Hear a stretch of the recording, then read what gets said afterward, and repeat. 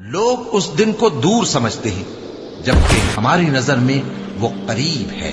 जिस दिन आसमान ऐसा हो जाएगा जैसे पिघला हुआ तांबा, और पहाड़ ऐसे जैसे रंगीन ऊन, और कोई दोस्त किसी दोस्त को न पूछेगा, हालांकि एक दूसरे को सामने देख रहे होंगे।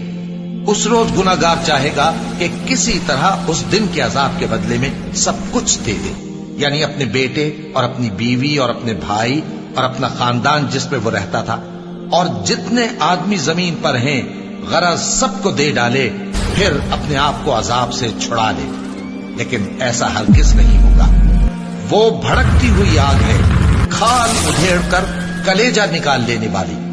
वो उन लोगों को अपनी तरफ बुलाएगी जिन्होंने दीन हक से एराज किया और मुंह फेर लिया और माल जमा किया, फिर सेंत सेंत कर रखा।